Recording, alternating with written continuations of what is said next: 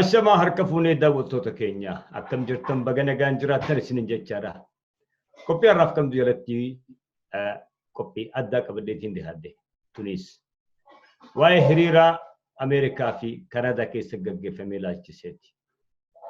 Ilmaan Oromoodhaa qabsoo hadhooytuu bara dheeraa gaggeessaa ture keessatti otoonii fi qorra hin je'in, halkan hin je'in, guyyaa hin je'in, beelawa osoo hin je'in, dheebodda osoo hin je'in. Lubbuusaa kannaadha. Wareegama hammana hin jedhamne kaffalaadha. Maayyii irratti akkuma Oromoon maymaqtutti abbaadhaan kufan ilmaan kaan akka jedhanitti ilmaan keenya qabsootti dabalame. Harkoota gabrummaadhaa kan bara 27 ilmaan Oromoodhaa miila irraa ciraadhaa, qeensa irraa ciraadhaa. Mana hidhaa keessatti kaan dhabamsiisaadhaa, kaan ajjeesaa, kaan reebaadhaa tureessan. Lubbuu nama 5,000 olii kan wareegamanii takkaafuu gabbarani.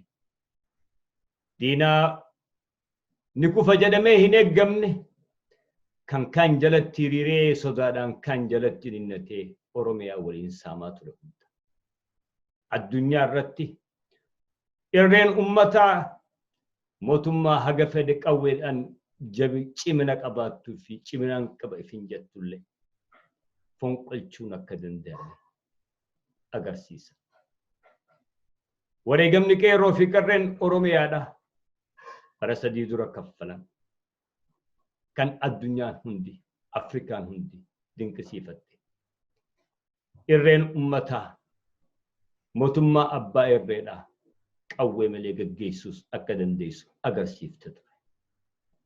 Wareegama qaqqaalii kafalame kana booda ilmaan Oromoodha. Maayyii irratti gabrummaan bara 150 ol nurra turte, nurraa buute. Harkoota gabrummaadha kan lafa keenya irratti nama gabbaru. Lafa keenya irratti tokko dhufee itti sooromu Oromoo irra miskiinoitu. Kan lafuma keenya irratti qotee bulaa keenya irraa arihanii fooqii irra ijaarratanii. Qotee bulaan keenya, abbootiin teenya zabanyaa itti taatu. Haati teenya immoo garadii itti taatu. San hunda firraa mancaafne gara bilisummaatti fuula keenya xiyyeeffanne kana booda Oromoodhaaf misooma, guddina, dagaaginaa fi badhaadhina waan jedhu irratti xiyyeeffachuudhaaf alaa jirus galee kan keessa jirus abdiidhaa fi hawwiidhaan eeggachaa. Kaleessa ilmaan keenya kan afaan Oromoo dubbatan kanneen ilmaan abbaa gadaa jechaanii turre. Hawwii fi abdii ummata Oromoo kana bakkaan gahan jedhee abdii hammana hin jedhamneetu. Gammachuu hangana hin jedhamneen simatamanii tura. Haa ta'u garuu yeroo gabaabaa keessatti akkuma Oromoon jettutti ilmoon bakkatti guddatte fakkaatti malee bakkatti dhalatte hin fakkaattu akkuma jedhanitti nu afaan garagalanii boo'icha keessatti seennee jirra. Hiriirri magaalota Noord Ameerikaa adda addaa keessa gaggeeffame kun yeroo ammaan tana keessaafuu magaalaa Minneapolis fi magaalaa Biitii Kanaadaadha yeroo akkaan qorraati. Ilmaan Oromoodhaa baay'een kana keessa hiriirri nu gahee jennee turre jedhanii booyaan illee himachaa ture. Haa ta'u garuu qabbantii keessaafuu magaalaa Ottawaadhaa magaalaa bulchiinsa mootummaa Kanaadaa jechaadha. Keessa turte guyyaa san qilleensaa wajjin 0.15 turte. 0.15 jecha warri biyya jirtan keessaafuu agartaniitis dhageessaniitis waan hin beekneef jecha yeroo gabaabaa keessatti yoo harka hin cufanne yoo fuula hin cufanne kan nama goggoysu ture. Magaalaa Minneapolis, Minnesota jechaadha akkasuma ture.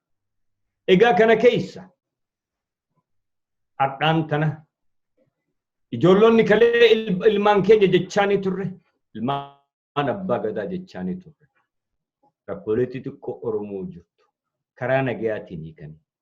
Oromiyaan imimmansii irraa qorsanii fuulduratti harkaanfachiisan kan jennuun kun diina kaleessan ureebaa ture daran har'aan tana mana hidhaatti ilmaan Oromoo guuraa jiran. Akkuma kaleessaatti karaa irratti ilmaan Oromoodha, artistoota Oromoodha. Uleen cafa qusseedha. San bira dabree Oromiyaa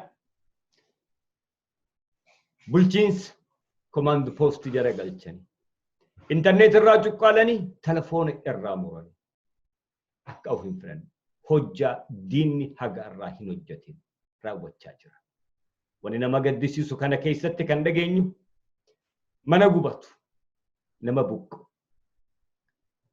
ilmaan oromoodhaa kan diina kaleessa isa ajjeesaa ture qollaa isaa kan jiru kan akka Bilishaangulitti baqachuudhaaf mudate meelaala ilmaan ayyaa ilmaan oromoodhaa innaa ilmaan isaa dheefa waraana ilmaan isaa bobbaasan dheefa diinaan nu baasi jedhee diina isaa kan kaleessa gataa turetti baqatu kan karaa Suudaanitti baqatu kun hundi arraan tana laalaa hadhaantu ummata oromoo ka alaa jiru kan biyya alaa jirus akka malee yeroo raafte lafaa ka'e qorra tana keessa hiriiruu bahuudhaaf dirqama. Egaa hiriirri guddichi magaalaa Otowaa biyya Kanaadaa keessa gaggeeffame kun kan bakka 4 dhaqatu qorra akkasiisan keessatti ilmaan oromoodhaa wal gurratanii karaa dheeraa amna dheeraa deemuudhaan achitti walitti dhufanii hiriirri kan eegalame dura. Ministeera Haajaalaa mootummaa Kanaadaadhaa waajjira isaa fuulduratti ture. Itti aansuudhaan miilaan deemanii lafti xiqqoo addaan fagaattullee embaasii Ameerikaa kan biyya Kanaadaa jiru durattis hiriira bahuudhaan gochaa mootummaan Itoophiyaadhaa tan Abiyyi Ahmadiin durfamtu uummata Oromoo irratti raawwachaa jirtu kana saaxiluudhaaf achitti bahe. Achirraan if duuba deebi'anii ammaas amna dheeraadhaan Paarlamaa mootummaa Kanaadaa duratti hiriira bahuudhaan hojjaa kana balaaleffachuudhaaf ibsata. Kanarraa eegalee itti gara maayyiitti qabbana san keessa karaa dheeraadhaa magaalaa guddittii magaalaa Otowaadhaa kan jedhamu cufuudhaan iyyannoo fi dhaadannoo adda addaa dhageessisa. Gocha suukanneessaa mootummaa waraanni mootummaa Abiyyi Ahmad ilmaan Oromoo irratti raawwachaa jiru kana balaaleffachaadha. Bitaa mirgaadhaan namni magaalaa san keessa jiru hundi daawwachaadha. Kanneen beekanis biitutuun kaleessuma biyya nagayaa taate jechaa hin turre kan jedhan hadhaan tana afaan qabachaadha. Embaasii mootummaa Itoophiyaa duratti hiriirri guddaan eegalama. Baruma 3 dura hiriira gaafa mootummaa wayyaanee turte manuma san duratti hiriira gaggeeffamaa ture gaafa wayyaanotaa waltumnallee ture hadhaan tanaga ilmaan Oromoo kanichi jiran duratti hiriira itti baane jechaadha. Hiriira kana keessatti Abiyyi Ahmad kan kaleessa Oromoon abdii hammana hin jedhamne hawwii hangan jedhamne irraa eeggachaa ture. Kan ilma abbaa gadaa tahuu osoo hin qullaa osoo hin tahin ergamaa jedhamee namni hammi tokko abdachaa fi ture. Gabanaa isaa firraa baase eenyummaa isaa akkaataa itti guddatee fi ilaalcha isaa har'aan tana nuuf saaxila jecha. Badhaasni Noobeelii kan inni argates akka deebi'amee ilaalamu namoonni baay'een gaaffii eegalanii jiran. Egaa mee namoonni achirratti argaman hiriira kana laalchisee yaaddoo isaan qaban yaada isaan kennatan mee waliin haa caqasnu isiniin jaa.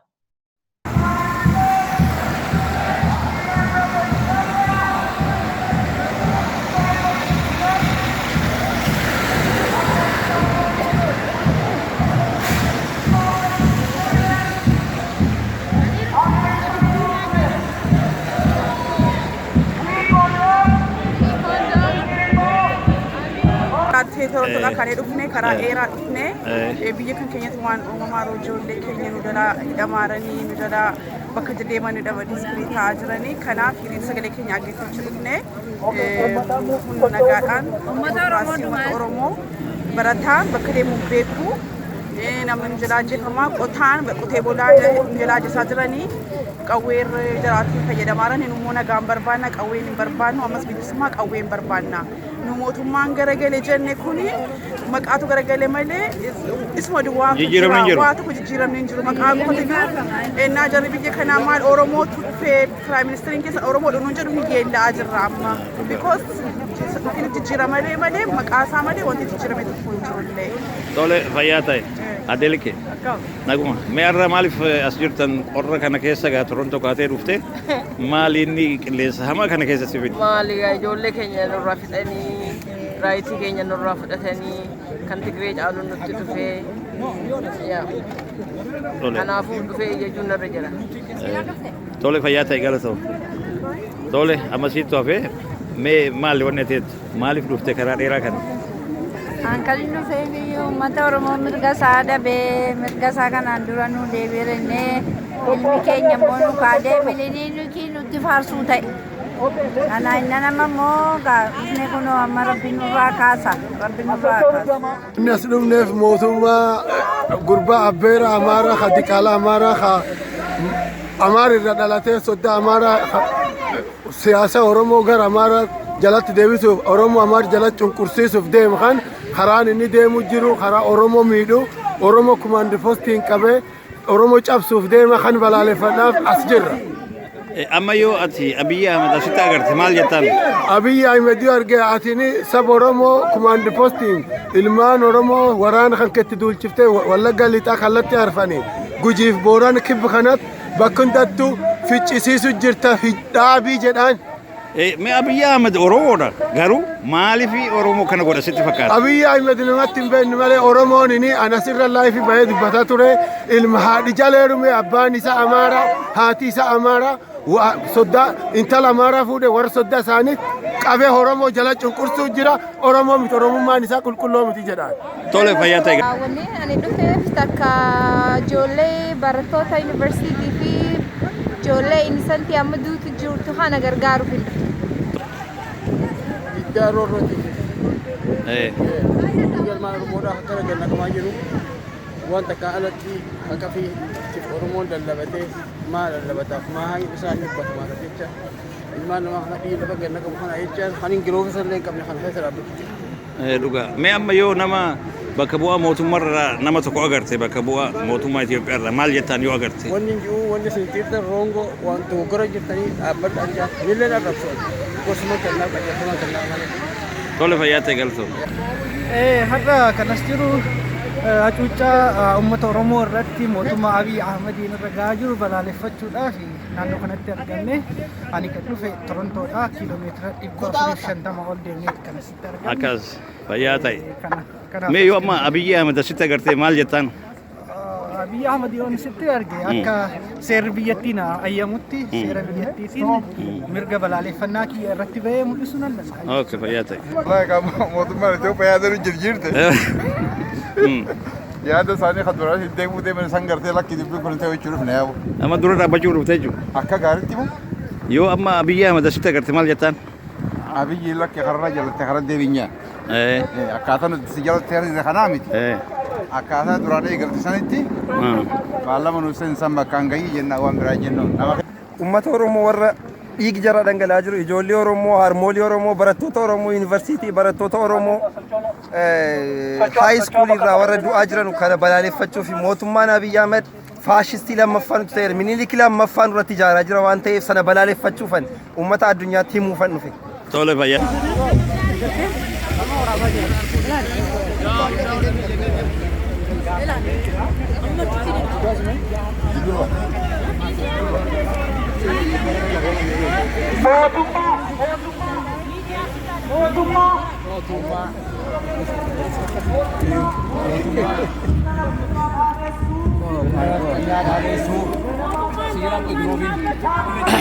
Tolega durataa waldaa hawaasa Oromoo Torontoodha obbo Haayiluu qabannee isinii dhiyaaneerra obbo Haayiluu har'a maaliif as jirrame?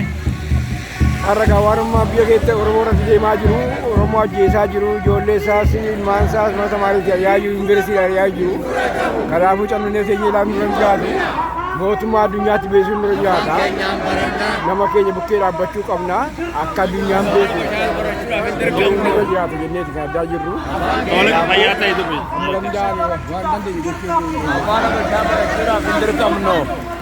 Tolega ammas keessummaa Torontoo irraa dhufe qabannee isinii dhiyaanneerra egaa qilleensa qabbanaawaa kana keessatti karaa dheeraa deemtee dhufte mee maaliif dhufte? Wanni qabbana hamaa kana keessa as nu fide dhumaatii uummata keenya uummata dhiha Oromiyaa uummata Maccaarra gahaa jiru, uummata dhumaati Oromoo Gujii irra gahaa jiru, Boorana irra gahaa jiru, ukkaama miidiyaa biyya sana keessaa deemaa jiru kana biyya lafaatti jechuudhaaf as dhufne. Mootummaa kanarratti akkasumas immoo uummata kanarratti gochuutti jirra. Uummanni keenya ukkaamamee jira. Wachuudhaaf dhimma qabaachaa hin jirru. Garuu inni keenya kan hubachuu qabu ukkaamamuun wachuun sirna afxanyaa deebisanii oolchuun akka hin danda'amne akka hubatan beeksisuu barbaanna. Uummata keenya wajjin har'as boris uummata keenya wajjin jirra. Oromiyaan ni bilisooma. Baay'ee ta'e galatooma. Har'a Wallaggaatti uummanni Oromoo dhumaa jira. Gujiittis dhumaa jira. Isinitti himna. Embaasii Itoophiyaa fuula duratti Isinitti himna. Oromoo injifachuu hin dandeessan. warreen embaasii achi gubbaa kan nu ilaalaa jiranii uummanni lakkoofsaan guddaa ta'e bahee jira jechuudha. Oromiyaa ni mirkanaawa. Oromiyaan ni bilisoomte. Oromia shall be free. Oromiyaa shall be free.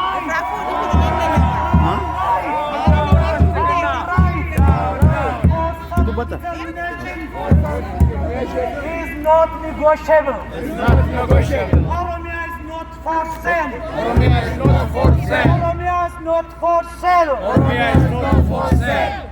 We continue to fight. We continue to fight. We will continue to fight. Abiy Ahmed, Abiy Ahmed, Prime Minister of Ethiopia, has to stop, has to end the war against Oromo, has to stop the bloodshed.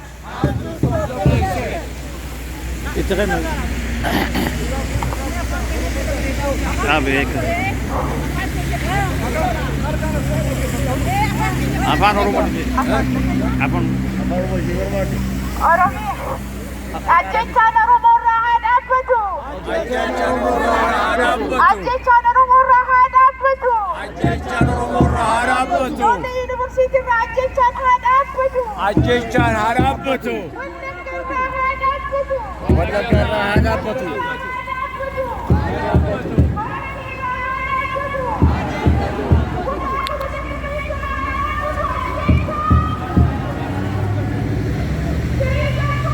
Adeeffantae.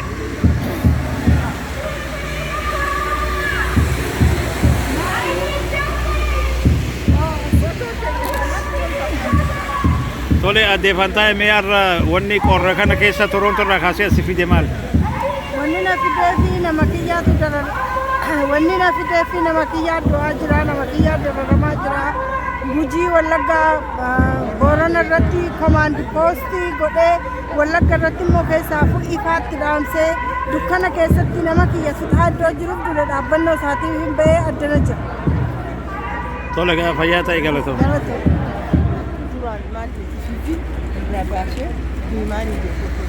Amma takka si dubbisa kan gabaabdu ati hoo waan jetta mee maaliif irraa as jirra? Ijoollee Oromoo jeesuu haa dhaabanii. Mootummaan Itoophiyaa. Mootummaan Itoophiyaa. Especially student. You're right. Okay. Barattoota. Tole gaamee har'a maaliif as jirra? Toronto irraa kaatee dhuftee karaa dheeraa qabbana kana keessa maaliif as jirta? Wanni nuti as jirruuf har'a biyya keenya keessatti Gujii fi Booranaa biyya hunda naannawaa hunda keessatti uummanni ukkaamsamanii ajjeefamaa garafamaa jiran ijoolleen barattootaa bakka jiran yuunivarsiitii hundatti hedduu achi keessattis tumamanii ijoolleen meeqaan nurraa du'e kanaaf immoo Oromoo jennee kunoo bara amata lama guutuu obsaan eeggannee obsa fixachaa jirti Oromoon amma yoo amma yaada keenya dhagee waan hojjechuu jiru kanarraa dhaabbatee barbaanna. Yoo dhaabbachuu baannee yeroon bilisummaa Oromoo bakka jirutti qabsoo keenya bakkatti dhaabnerraa itti fufna. Yoo kaan ammoo yaada keessan jijjiirtanii uummata keenyarraa qawwee gad deebistanii karaa nagayaa jettanii uummata biyya galchitanii jirtanii Kana dhagaa akka jettan san yookiin irra hojjechuu baannaan Oromoon duraanuu ni beekti akka eegaltetti fixxii isiniif irra dantaadhaan nuuf kumaatii miti biyya alaa jirra isaan booda jirra arrallee borullee ni bilisoomna isiniif daranii itanaa jecha waan godhuu qabdan godhaa isiniin jenna galatooma.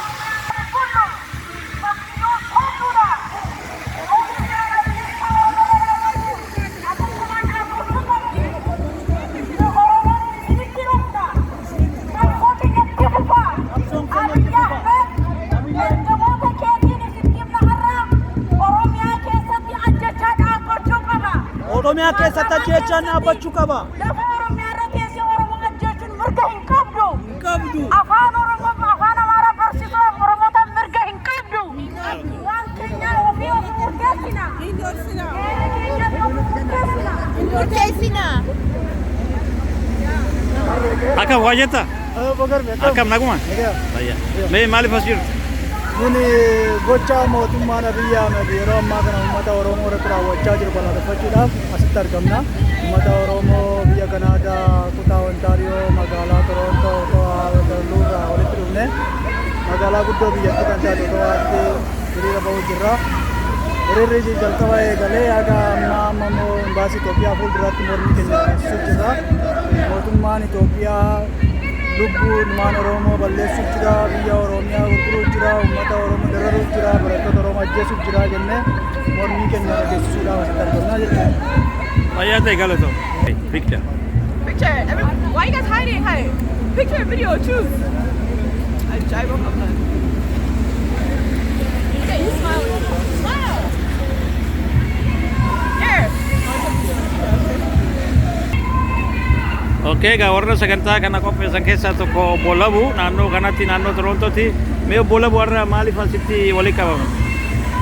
Asitti wanni walitti qabamneef waan roorroo uummata keenya irratti keessafuu ifatti komaandi poostiidhaan uummata keenya irratti seeran ala labsamee Wallagga afran Gujii lamaan Booranatti ifatti Oromiyaa guutuu keessatti immoo harka lafa jalaatiin ajjeechaa jiru kana balaaleffannaadhaaf qabbanti siinaa sadarkaa 20 gadi achi keessa dhaabbannee warri Kichinarraa dhufan Torontoorraa dhufan as dhaabbannee kuni kufaatii isaanii kan itti himuudhaaf balaaleffannaadhaaf as jirra.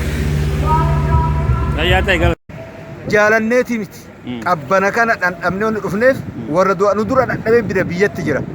Rakkoo tanaa oliitti nu as deemaa san falmachuuf dhumne. Guyyaa har'aa kan waan dhufneef biyya keenya keessa yeroo ammaa kana isteekmar jedhee otoo paarlaamantii Itoophiyaa hin beekiin Abiyyi Ahmed kan jedhamu uummata keenya ficcisiisaa jira. Haadha manaa ijoollee jaartii ijoollee mana barumsaa akka jirutti yeroo ammaa kana mana barumsaa aree uummanni keenya waniidhaan du'aa jiru yeroo ammaa kana keessatti yeroo kana addan dhufnee mootummaa Itoophiyaa Abiyyiin balaaleffaa jirra. Kanaaf uummanni keenya dhumaa jira. Yeroo ammaa kana keenya saamamaa jira. Qabeenyi isaa manni irratti gubataa jira. Kanaaf balaaleffachuuf yeroo ammaa kana keessatti warri Kanaadaa keessa jiru Oromoo Kanaadaa keessa jiru as dhufnee balaaleffachaa jira jechaadha. Kanaaf uummanni keenya yeroo ammaa kana keessatti uummanni rakkataa jira, beelaa jira, dheebotaa jira, du'aa jira. Jaartiin jedhu jaarsan jedhu yeroo ammaa dheengadda kana yeroo ammaa Buraayyuu keessatti mucaa dirree qannoo mataatiin dhadhaanii ajjeesanii lafa gotatanii artistoota keenya meeqatti lafarraa dhumaa jira ajjeesaa jiru maneedhaatti guuraa jiru. Yeroo ammaa kana dimokiraasii jedhu mana dimokiraasii kan jira biyya sana keessa akka jirratti ilaalaa jirra. Uummanni Oromoo biyya sana keessa jiru yeroo ammaa kana keessa Abiyyi bira dhaabbachuu hin jiru. Yeroo kana wal ta'ee wal gurmeessee bilisummaa isaa falmachuu irra. Yaa gaawwanni dhufee farqee beekamu biyya keenya keessatti rakkoo guddaatu jira. Uummata Oromootti irratti waan rakkoo labsamee fixaa jiranii. Kanuma mootummaan kun nurraa haa dhaabuu fi argitee Oromoon nagaa hin arganne biyyattiin sunis akka nagaa hin arganne akka beekan jala bu'eetti murteennaa. Yoo har'a fakkeenyaaf amma nama mootummaa san hoogganu keessaa nama tokko asitti agarte maal jettaan? Wanni dalagamu kuni karaa miti sirrii miti uummanni Oromoo har'as borus falmatu irraa duubatti hin deebi'u waan dalaydan kana duubatti deebi'aatti yaada nurraa dhaba jennaan.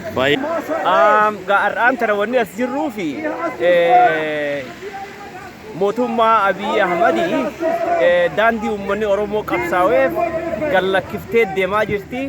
Kanaafuu waan sabni keenya qabsaa'ee lolaa fi falmachaa as gahee faallaa isaa waan deemaa jiruu fi akkasuma saba keenya naannawaa adda addaatti Gujii, Wallagga, Booranatti akka malee cunqurfamee halkanii guyyaa ajjeefamaa jira jechuudha. Kana kan gochaa jiru sirna Itoophiyaadhaati. Sirna Itoophiyaa kan Oromoon keessatti of agartee akka sabatti biyya takkatti jiraachuu barbaannu sana irraa waan faallaa deemuu fi isa kana saba keenya kan biyya jiru sagalee ta'uudhaaf as jirra. Ani waa'ee uummata Oromoo bilisummaa uummata Oromoodhaaf jedheen as jira. Qorri kana maamiti naaf qorri kuni warri biyya keenya qorra kana kan caalu xiyyitti keessa deemaa jiru, dha'icha badaa keessa deemaa jiru, barnoota seeraan barachaa hin jiranii, ijoolleen du'aa jiru. Uummanni Oromoo haati ijoolleen abbaan keenya nurraa dhumaa jiru. Nutillee jaraaf jennee tura kan biyya Oromoo keessa waan meeqa arginee as geenye. So nuti Prime Minister of Ethiopian akka uummata Oromoo mana barumsaa akka inni hin deemne uummanni Oromoo bilisummaa akka inni hin qabaanne gochaa jira. Inni kanaaf jennee as jira. Fayyaa ta'e galatoomna. Kana kan baanee fi sochii Oromiyaa keessatti gaggeeffamaa jiru. Keessattuu waggoottan lamman kana keessa Oromiyaan bakkoonni adda addaa lixa Oromiyaa, kibba Oromiyaa komaandi poostii jala galee jira. Yeroo itti qeerroon Oromoo dhiiga isaa dhangalaasee jijjiirama kana fidetti har'a immoo qaamni jijjiiramaa kaleessa Oromoon dhiiga isaa dhangalaasee aangootti geessee itti garagalee uummata Oromoo ajjeesaa jiraachuu, hidhaa jiraachuu, qeerra buqqisaa jiraachuu, ajjeesaan sun isa jumlaa ta'uusaa kana mootummaa Kaanaadaa deeggarsa guddaadha mootummaa Itoophiyaatiif qaba. Dhiyeenya kanas mootummaan Kaanaadaa gara biyya Itoophiyaatti malanii turanii hawaasni Oromoo tokkoon isaa sodaa qabu. Dhiittaa mirga dhala namaa ka Itoophiyaa keessatti deemaa jiru, Oromiyaa keessatti deemaa jiru. Mootummaan Kaanaadaa akka dhaabsisuu danda'u xalayaan tokko barreeffamee jira. Har'as immoo bifa hiriiraatiin sanuma mootummaa Kaanaadaatti mul'ifnee jechuudha. Tole fayyaa ta'e galatoom. Mee har'a maaliif as jirti? Wanti dhufee biyya keeyyatti Abiy Ahmed Oromoo waan ta'e waan ajjeesaa jiruu fi isaaniif iyyachuu fi Kanaadaa gabrameentii biyyataa irraa fuuldura isaanii kan dhaabannee kanaaf dhufeera. Tole fayyaa ta'e galatoom.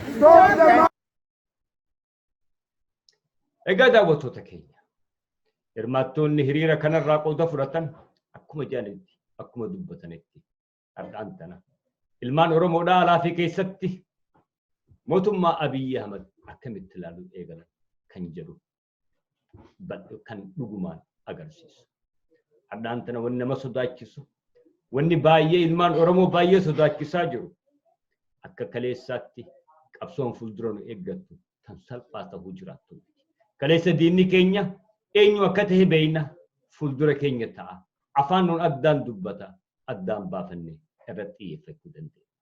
Kanarraan tana ammoo gaafa keessa kan afaan Oromoo dubbatu diina sirratti ta'e kan afaan Oromoo dubbatu si jeesuu eegale kan afaan Oromoo dubbatu abbootii teenya manarraa buqqaasuu eegalan manarra gubuu eegalan midhaan isaanii gubuu eegalan beelaaf saaxilanii biyyaa baqachiisuu seenan qabsoon as deemtu hadhooytuu ta'uudhaaf jiraatti takka hubachuu qabna ilmaan Oromoo tana booda iftuuba hin deebi'an yaada kan warra kaleessa nu bulchaa ture tarkaanfachiisuudhaaf warra amata 150 nu bulchaa ture gammachiisuudhaaf jedhanii har'aan tana mana amantaa isaanii banuudhaaf biyyoota Arabaa hundarra kan olii gaffiigaa jiran otoo ilmaan Oromoo dhumaa jiran osoo ilmaan Oromoo uleen cafaqanii bakka adda addaatti kufaa jiranii osoo ilmaan Oromoo wal arguudhaaf bakka deeman hunda dhorkamanii iftuuba deebi'aa jiran akkuma Harargee keessatti garratti. iftuuba deebi'uuf hin jiraatu. Dhugaadhaa filmaata as deemus moonee akkuma baranitti hannaan moone jechuun ni mala. Ammoo san dhumaatii isaaniitiis ta'uudhaaf jiraata. Tana jala harriiqaa qabadhaanis ni jaa. Egaa waan dhaggeeffataniif galatoma jechaa akka isin dhaammatu anaa Masayyooti qophiitti aantutti hamma wal dachaanutti nagaan jiraadha.